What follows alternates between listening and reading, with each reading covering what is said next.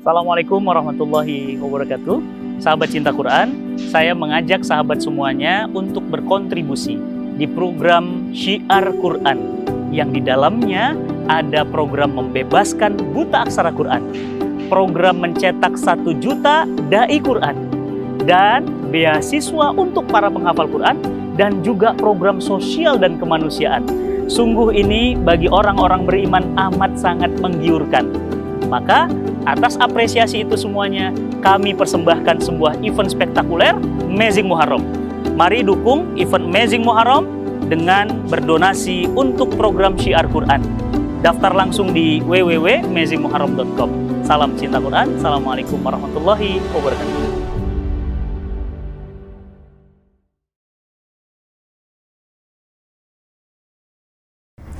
Yakinlah dengan Islam. Wow, tema yang demikian memukau insya Allah. Yakinlah dengan Islam berarti apa? Berarti Islam adalah agama yang paling tepat.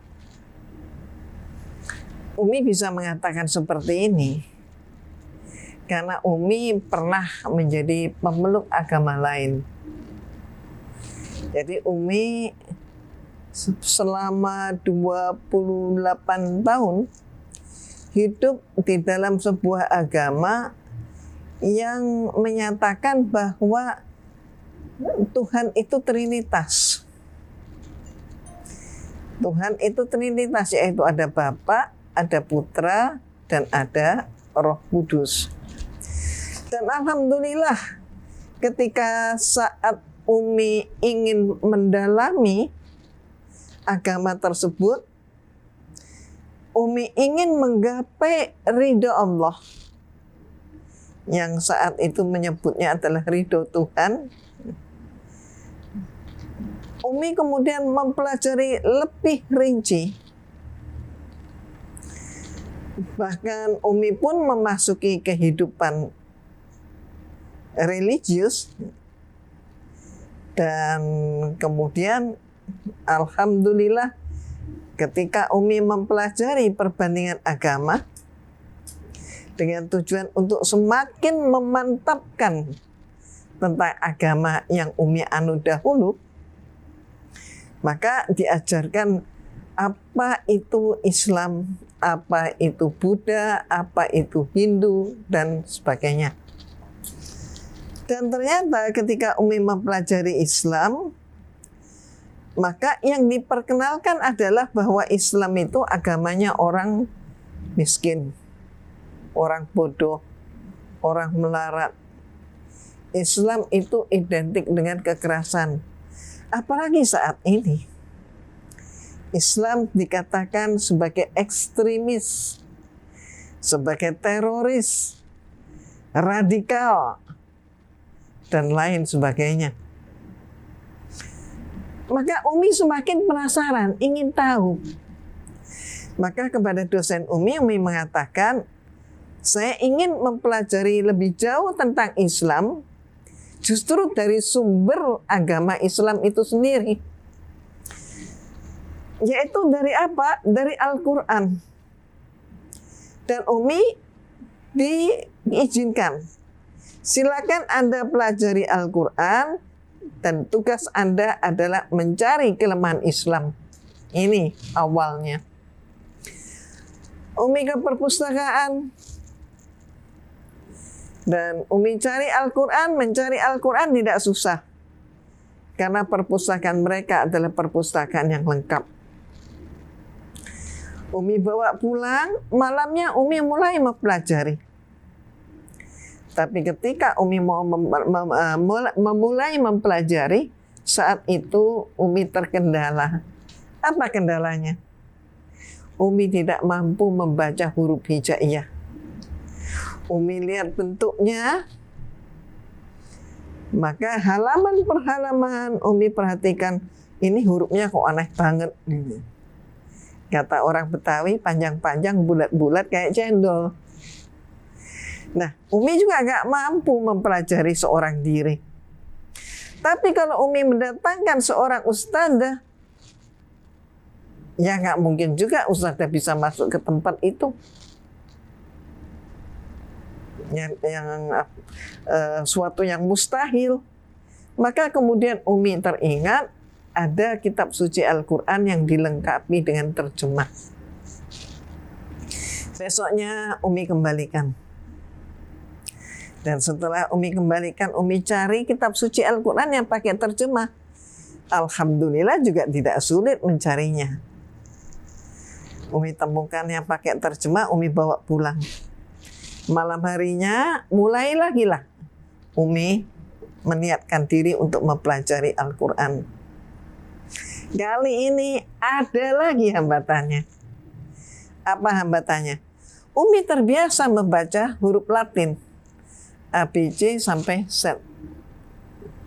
Tapi ternyata, mohon maaf, cara membaliknya, cara membukanya, kalau Umi biasanya justru dari kiri ke kanan, tapi Al-Quran itu adalah justru dari kanan ke kiri.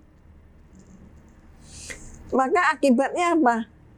Ayat-ayat Allah yang Umi pelajari awal-awal justru yang letaknya di belakang-belakang. Jadi bukan dari surat Al-Baqarah. Enggak, tapi yang dari belakang-belakang. Dan yang pertama kali Umi jumpai ketika membuka Al-Quran, yang Umi jumpai adalah justru surat ke-112. Apakah itu? Surat Al-Ikhlas. Maka Umi pun saat itu hanya mampu membaca dari terjemah. Katakanlah bahwa Allah itu ahad.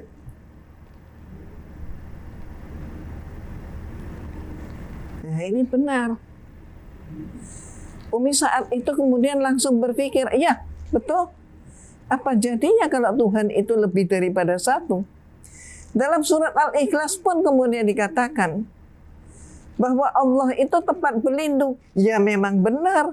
Jangan sampai ada yang lain yang bisa memberikan perlindungan yang sama seperti yang diberikan oleh Tuhan yang satu. Lebih lanjut dikatakan bahwa Tuhan itu tidak beranak, tidak berbapak. Allah itu tidak beranak, tidak berbapak. Artinya apa? Tuhan itu, Allah itu tidak mempunyai leluhur dan tidak mempunyai keturunan. Ya benar sekali. Apa jadinya kalau sampai, mohon maaf, penguasa langit dan bumi ini yang mereka sebut Tuhan, maka bisa mempunyai anak, bisa punya istri, terus anak Tuhan, istri Tuhan, di mana sekarang? Kemudian lebih lanjut, tidak ada suatu apapun yang dapat menyerupai dia. Betul sekali. Kalau ada yang serupa, maka kesimpulannya dia bukan Allah, tapi dia adalah ciptaan Allah. Luar biasa.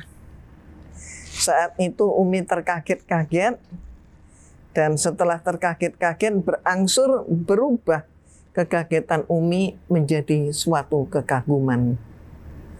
Ini yang tidak pernah Umi baca sebelumnya. Setelah Umi membaca surat Al-Ikhlas, terketuk hati Umi untuk mau tahu lebih lanjut. Apa sih isi daripada Al-Quran? Kenapa? Karena Al-Quran itu senantiasa, mohon maaf, mengalami pembunuhan karakter assassination. Yaitu bahwa dikatakan Al-Quran itulah yang membuat orang Islam beringas, membuat orang Islam dari kejam.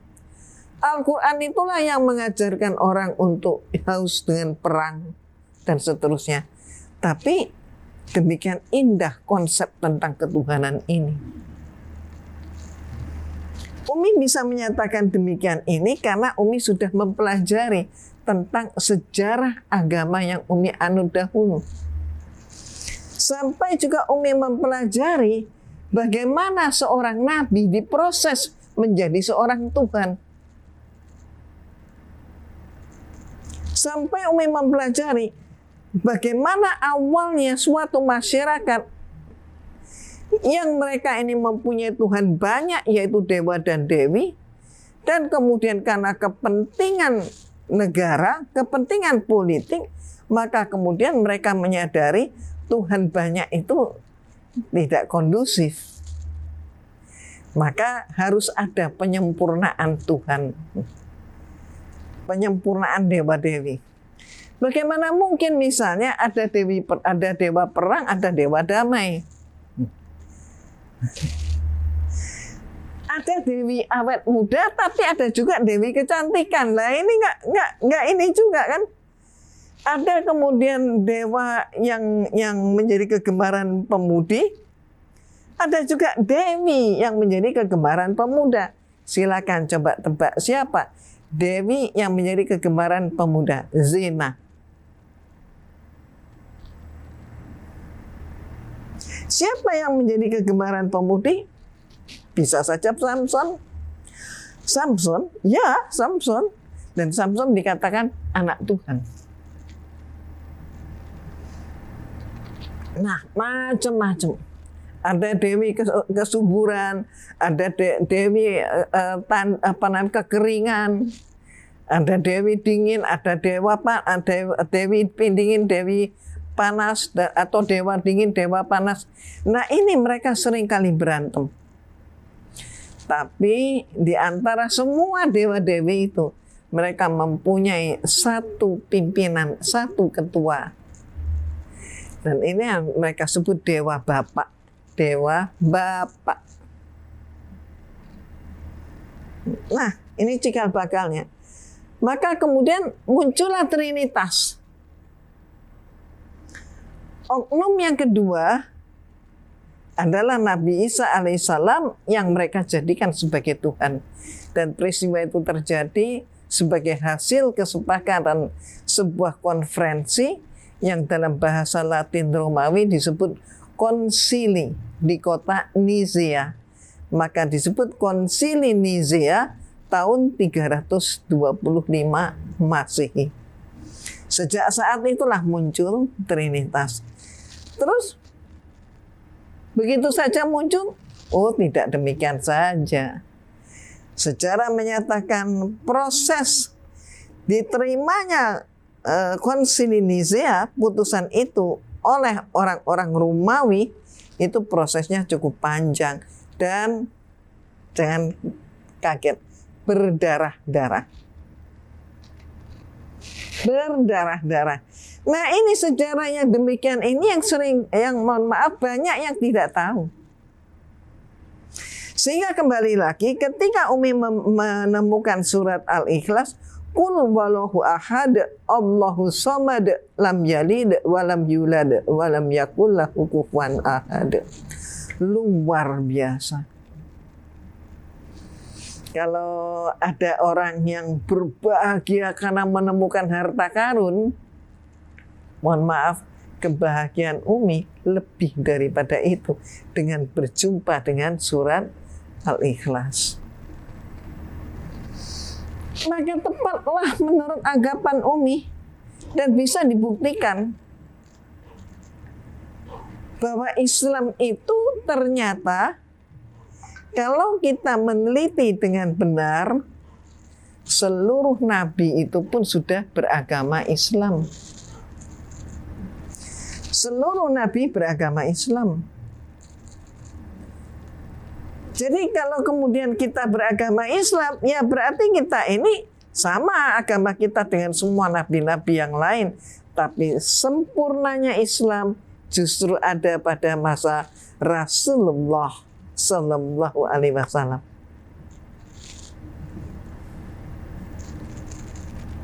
Coba, demikian agungnya, demikian indahnya Islam. Yang Umi terkagum-kagum selain itu adalah ternyata yang banyak beralih menjadi Islam justru adalah dari kalangan pemikir. Dengan kata lain, dari kalangan cerdik cendekia.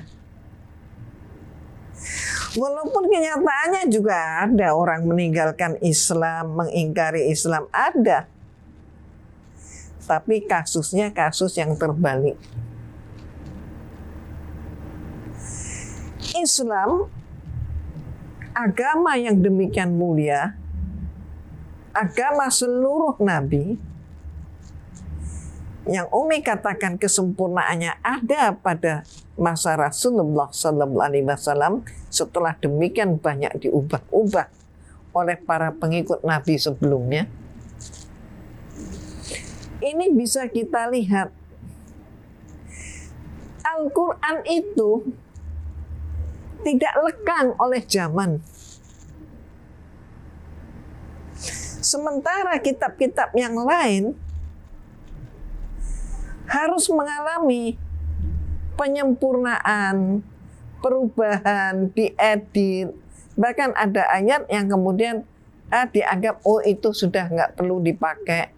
Sekarang sudah berbeda zamannya. Mohon maaf, seringkali Umi bertanya, bagaimana mungkin ya?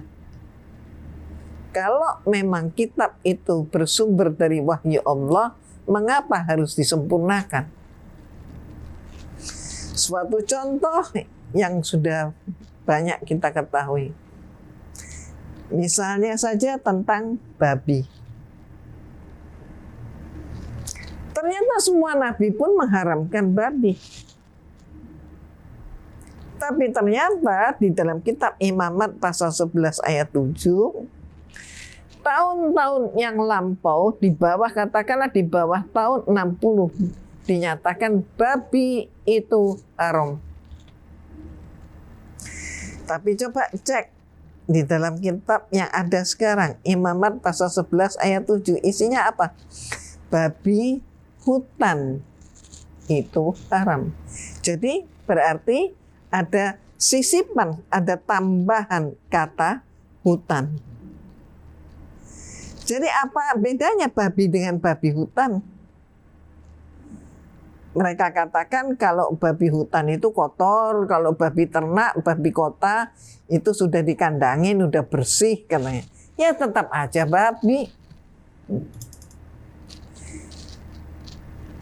Kenapa sampai kemudian terjadi penyempurnaan ini? Apakah Allah berfirman tidak sempurna? Ini suatu pertanyaan yang sangat menggelitik. Demikian juga banyak ayat-ayat yang lain. Nah, sehingga kalau kita ingin berbicara lebih ke dalam lagi, di antara ayat-ayat Al-Quran yang diturunkan pada masa Rasulullah SAW, padahal sekarang adalah sudah masuk di dalam abad ke-21, ternyata, mohon maaf, masih juga ada ayat-ayat yang belum dipahami secara lengkap saat ini.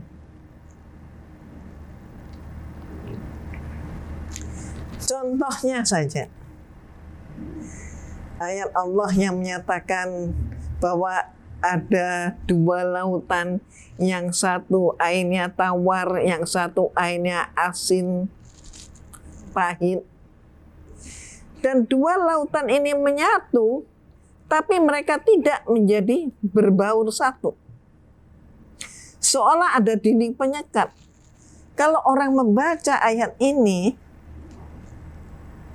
maka orang juga yang nggak ngerti, yang belum Islam nggak ngerti, dia akan bertanya-tanya, mana mungkin namanya air ketemu dengan air ya sudah nyatu. Lain kalau air sama minyak, tapi air sama air ya pasti nyatu. Tapi ternyata itu pun ayat Allah itu terbukti. Nah, oke. Kita tambah lagi satu ayat Allah yang menyatakan bahwa di dasar laut itu ada api.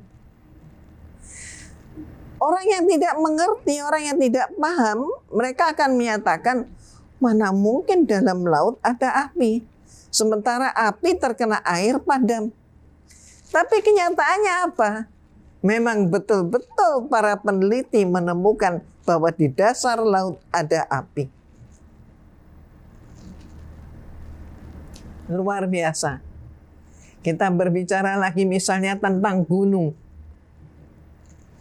Ayat Al-Quran menyatakan, lihatlah, gunung-gunung itu bergerak seperti bergeraknya awan. Orang yang tidak mengerti, orang yang tidak paham, mereka mengatakan, ya gunung ketika zaman kakek saya sampai ayah saya sampai zaman saya, ya Gunung Kelut, Gunung Lawu, Gunung Bromo, dan Gunung Kerinci, dan semua gunung-gunung yang lain, ya tetap di situ, tidak berubah. Tapi apa yang terjadi? Setelah terjadi penelitian, pada masa pecah perang Teluk yang pertama, Arab Saudi meminta bantuan dan membayar mahal kepada Amerika. Untuk apa? Memasang satelit mereka untuk mendeteksi seluruh detak kehidupan di Jazirah Arab Saudi. Maka pada saat itulah Telestor mencatat bahwa ternyata pegunungan Negev setiap tahun bergerak ke arah utara 4 inci.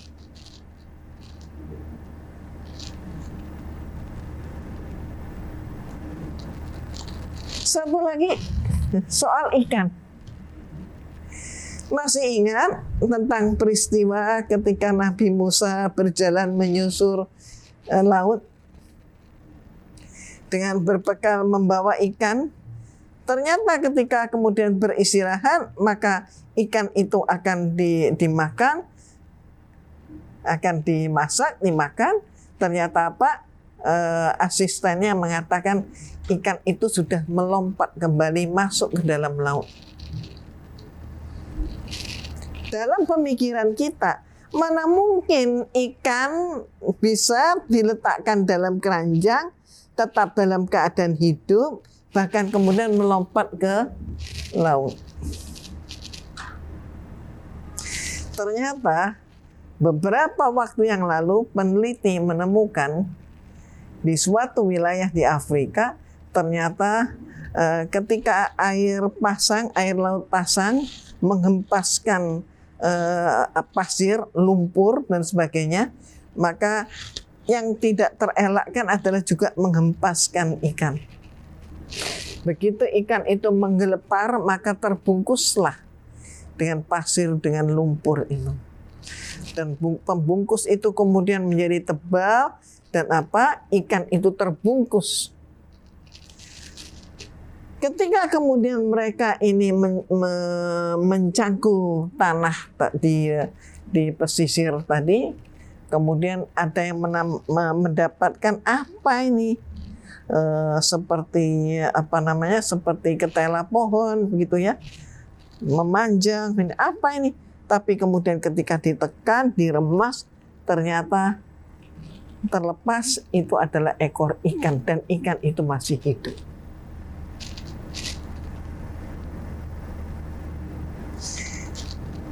Apa yang tidak terjangkau oleh manusia?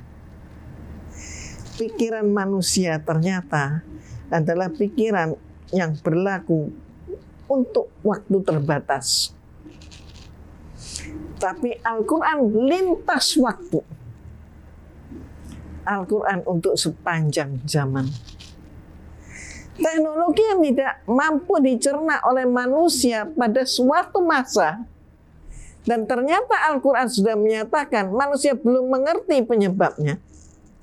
Ternyata pada masa berikutnya, ketika teknologi sudah mumpuni, maka bisa menjelaskan hal ini. Tapi kalam Allah tidak berubah.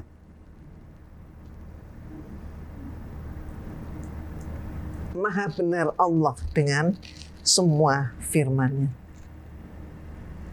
Berbagai hal, antara lain itu tadi. Berbagai hal, termasuk keadilan, termasuk kebahagiaan, kesengsaraan, Dan macam-macam kehidupan ini setelah Umi kemudian berpikir dengan matang, membolak-balikkan keadaan, maka Umi mengambil kesimpulan bahwa Umi sebagai seorang manusia oleh Allah hanya diberi kesempatan hidup untuk satu kali saja. Tidak ada kehidupan yang kedua, ataupun ketiga, ataupun yang keempat. Dalam Islam tidak dikenal reinkarnasi. Kalau Umi tidak mengakui, kalau Umi tidak menggapai hidayah Allah yang sudah ada di depan Umi, maka bagaimana kesudahan hidup ini? Bagaimana kesudahan sesudah mati? Karena jangankan kembali ke dunia untuk minta dihidupkan lagi. Mohon maaf, kembali ke 1 jam yang lalu kita pun tidak mampu. Jangankan menuju 1 jam yang lalu, 10 menit yang lalu, kita tidak mampu kembali ke 10 menit itu. Maka inilah yang membuat Umi memutuskan untuk memilih Islam. Walaupun putusan itu adalah putusan yang besar di dalam hidup Umi. Putusan yang besar. Itulah titik awal berubah.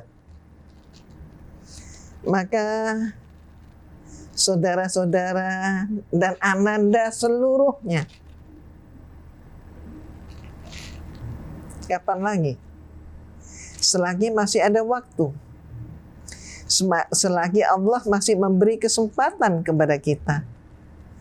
Kalau kita tidak menggunakan kesempatan ini, jangan sampai lewat. Maka ayo berubah. Ayo hijrah. Hari ini kita harus lebih baik daripada kemarin. Dan ingat, esok harus lebih baik daripada hari ini. Ayo hijrah. Kapan? Sekarang juga. Jangan menunda waktu. Umur itu milik Allah. Nah, sahabat cinta Quran, ayo, kapan lagi kalau tidak mulai sekarang? Yuk, jangan pernah menunda untuk berhijrah. Kesempatan Allah yang disitulah kita mendapatkan kebahagiaan secara sempurna. Yuk, hijrah, insya Allah.